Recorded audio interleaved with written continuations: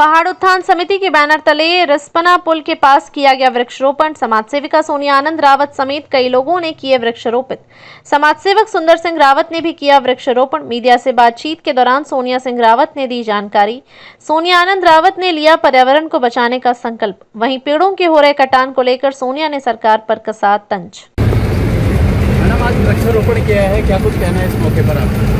पहले तो मैं मीडिया का धन्यवाद करना चाहूँगी और साथ में कहना चाहूँगी कि हम लोग अभी रिस्पना पुल पे खड़े हैं। हमारे साथ रावत जी हैं, सुंदर रावत जी हैं, सभी लोग हमारी एक टीम है और पहाड़ उत्थान समिति के माध्यम से हमने यहाँ पे पौधारोपण करने का आज कार्य किया है। लेकिन पौधारोपण के साथ साथ एक सवाल ज़रूर करना चाहूँगी, चाहे MDD हो, चाहे नगर निगम हो और जितने भी बड़े अधिकारी हैं, सबकी गाड़ियाँ यहाँ से गुजरती हैं और ये अपने आप में आपने देखा होगा बहुत सुंदर जगह है ये। तो यहाँ पर आखिर आज तक पौधे क्यों नहीं लगे? और आज ध्यान देने की ज़रूरत है हमें। आज हम पर्यावरण को बचाने में जो है अपनी अहम भूमिका निभाना चाहते हैं। कम से कम थोड़ा सा कार्य हम भी कर सकें। और पहाड़ उत्थान समिति की ओर से हमारी पूरी ग्रुप और हमारा पूरा टीम, प्रीतम भाई हमारे साथ और सबसे प्यारा हमारा जो बच्चा है, देख रहे होंगे आप, या जिसने भी पौधारोपण करने का कार्य किया है। और आज हमारे उत्तराखंड में बहुत ज़रूरत है वनों को बचाने की, पर्यावरण को, प्रकृति को बचाने की। जितने भी प्रकृति प्रेमी हैं आज सब लोग चिंतित हैं। जिस तरह से देखिए आज गर्मी आप देख रहे होंगे, शायद खड़े होने की नौबत नहीं है। आने वाले समय में कहीं ये दुबई ना बन जाए। और आपदाओं का सामना हम काफ़ी पहले से कर रहे हैं। जब से हमारे केदारनाथ आपदा आई है तब से हम लोग आज तक आपदाओं का सामना कर रहे हैं। तो आज हमें ज़रूरत है पर्यावरण को बचाने की, सृष्टि को बचाने की। तो मैं बहुत बहुत धन्यवाद देती हूँ अपनी पूरी टीम का, अपने सभी साथियों का, भाई साहब का। सब लोग जो है सुबह सुबह यहाँ पर पहुँच करके हम लोगों ने पौधे लगाए, आप लोगों को दिखाएं और लोग भी ढूंढें, जनता भी ढूंढे कि कहाँ पर आज जगहें खाली है, वहाँ पर खुद भी कुछ पौधे मैम उन जगहों का जहाँ से जंगल काट दिए गए हैं, रायपुर की बात करें, चाहे खलंगा की बात करें, चाहे सहसहारा की बात करें, कई सारी ऐसी जगह है जहाँ से जंगलों को कटान किया जा चुका है। बहुत अच्छा रीना जी आपने सवाल किया है और इस उपलक्ष्य में तो मैं बहुत पहले से आवाज़ उठाती आ रही हूँ। अभी हमने जो है कांडली ग्रांट की बात अगर मैं करूँ तो वहाँ पर भी एक प्रॉपर्टी डीलर्स ने जो है अपना बहुत बड़ा धाक जमा लिया है। यहाँ पर जो है जंगलों को सफा किया जा रहा है। उसके लिए मैं फिर उठ चुकी हूँ अब, और मेरी आवाज़ बंद नहीं करा सकता कोई भी। अभी कांडली ग्रांट एक जगह है जहाँ पर के है पेड़ों को काट करके, जंगल को काट करके न जाने किसका संरक्षण मिल रहा है उस व्यक्ति को, जो है पूरे के पूरे लैंड का जो है माफिया बना घूम रहा है। और कई सारी लैंड्स इन्होंने गायब कर दी हैं। और इसमें मुझे लगता है जहाँ तक कि बड़े नेताओं का बहुत बड़ा संरक्षण है, क्योंकि बिना किसी लीडरशिप के आप इस तरह का काम नहीं कर सकते। और उसके लिए सुंदर भाई, हम लोग भाई साहब रावत जी, हम सब लोग इस उपलक्ष्य में आवाज़ उठाने के लिए हम आगे आ गए हैं। और हम उन लोगों का बोलबाला बंद करेंगे जो लोग आज भाजपा की दुहाई देते हैं। मैं इसको पॉलिटिकल नहीं बनाना चाहती, लेकिन हाँ इतना जरूर कहूँगी कि आज बीजेपी के बड़े नेताओं को सोचने की आवश्यकता है कि हमारा उत्तराखंड धीरे धीरे खत्म होने की स्थिति में है। भूमाफिया यहाँ पे इतने ज़्यादा पनप चुके हैं, जैसा कि रुइना का सवाल लगता है, रुइना इस पे बहुत जागृत है। और आज हमें ज़रूरत है इन लोगों का धड़ दबोचने की, कि अगर ये लोग उत्तराखंड की एक भी ज़मीन को और जंगल को अगर ये छेड़ेंगे तो हम जैसे लोग आज भी इनके साथ खड़े हैं और हम इन्हें छोड़ने वाले नहीं हैं। मैम एक सवाल तरफ क्या कहना है? बहुत अच्छी बात। देखिए इसी की मैं आवाज़ उठा रही हूँ ना कि आज जब मैं मसूरी जाती हूँ तो मैं देखती हूँ कि वहाँ पर जगह ही नहीं है। हम लोग बचपन का मसूरी हम भूल चुके हैं, जब खीर के पेड़ होते थे बड़े पेड़। बिल्कुल सहस्त्रधारा आप देखिए पूरा खत्म होने की नौबत में है।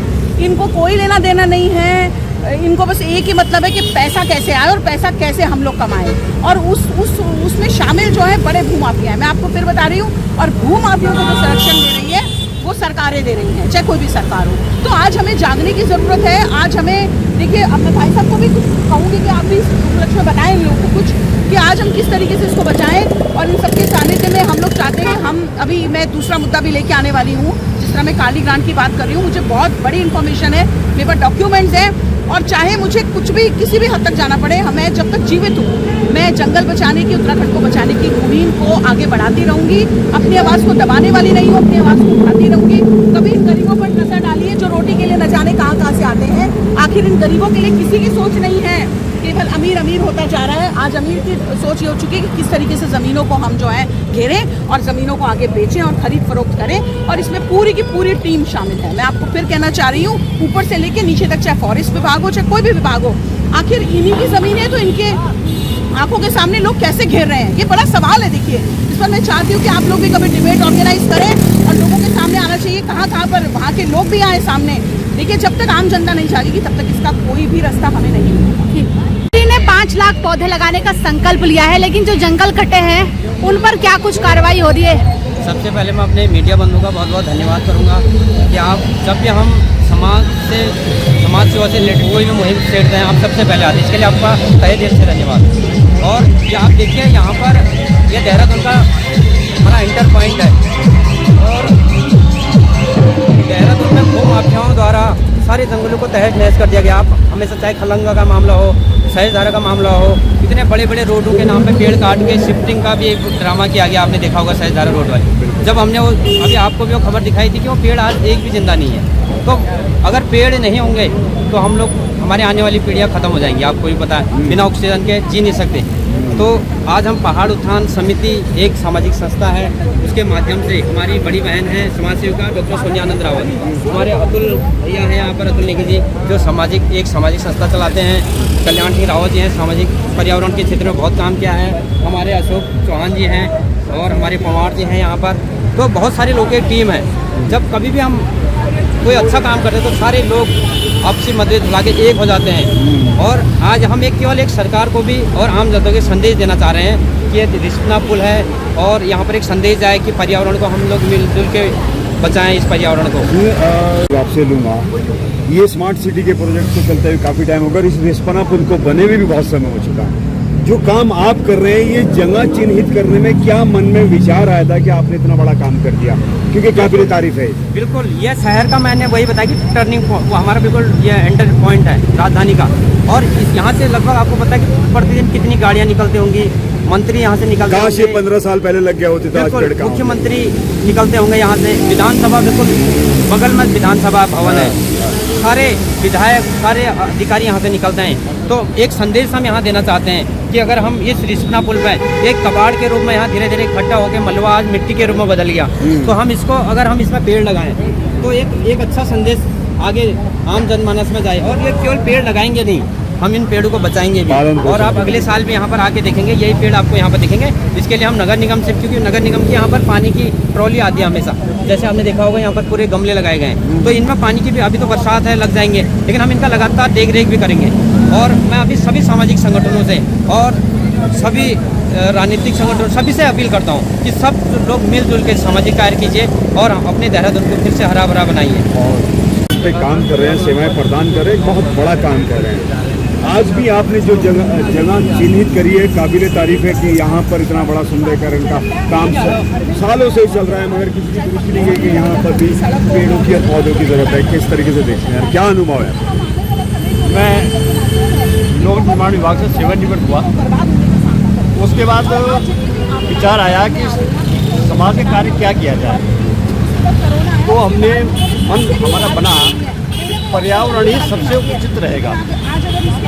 हमने पर्यावरण पर काम किया, हम कम से कम 4-5 हज़ार पेड़ लगा चुके हैं।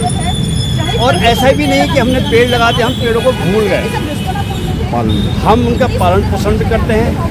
जो मेरे घर के नज़दीक है उनमें तो स्वयं मैं मई जून में पानी डालता हूँ।